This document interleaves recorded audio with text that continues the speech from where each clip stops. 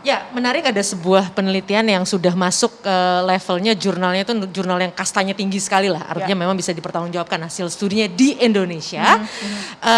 Yang menarik ditemukan bahwa ternyata bagi kalangan muda bicara korupsi kan tidak langsung tiba-tiba korupsi. Tapi ada persoalan mentalitas, persepsi anak muda terhadap korupsi.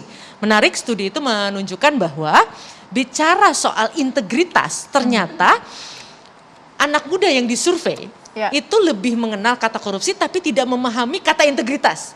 Padahal integritas itu kan terkait dengan kejujuran misalnya, dengan komitmen misalnya. Jadi pemahaman tentang korupsi itu mereka sadari ketika memang media mengangkat topik soal korupsi itu kuat sekali dan itu kaitannya dengan misalnya pejabat.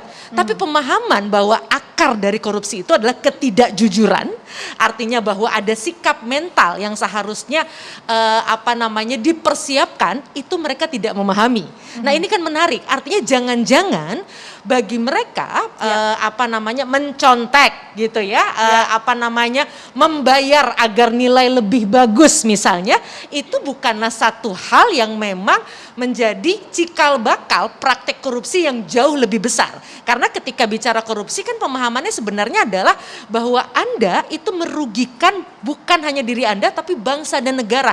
Anda memiskinkan banyak orang, bahkan tanda kutip mendorong orang pada kematian. Kalau misalnya korupsinya korupsi tiang gitu, pembangunan jalan misalnya, orang bisa meninggal kan. Pemahaman itu tidak sampai. Nah ini kan bahaya. Artinya jangan-jangan kalau misalnya hari ini ada anak muda, ke depannya nauzubillah min zalik, tapi ada anak muda lain, bukan karena mereka niat misalnya melakukan korupsi, tapi karena basis moral dan prinsip-prinsip tentang integritas itu tidak mereka pahami. Nah ini PR-nya jelas dari rumah. Karena bagaimanapun juga pendidikan tentang integritas itu harusnya dari rumah. Tapi pertanyaannya, apakah rumah menjadikan isu kejujuran sebagai tema utama untuk menjadikan bahwa kamu anak yang keren, kamu anak ibu yang membanggakan kalau kamu jujur.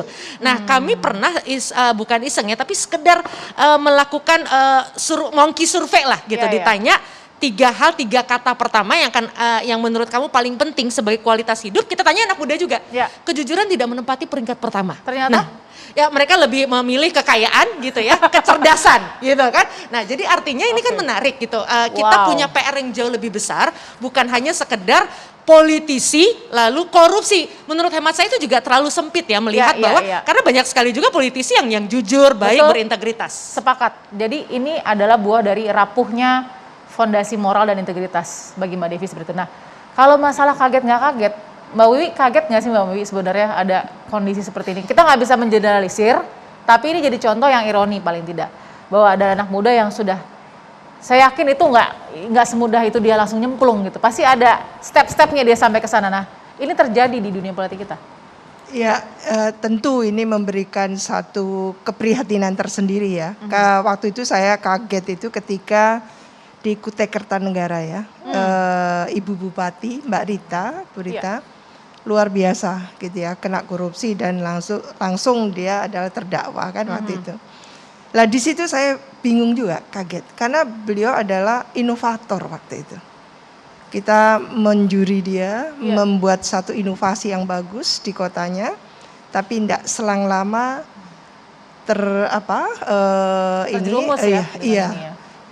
beliau adalah koruptor. Itu sedih sekali saya.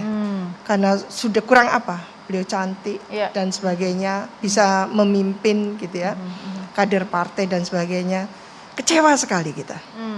Nah, sekarang jauh lebih mudah lagi. Pertanyaannya adalah apa yang salah gitu ya, dengan sistem kita ini.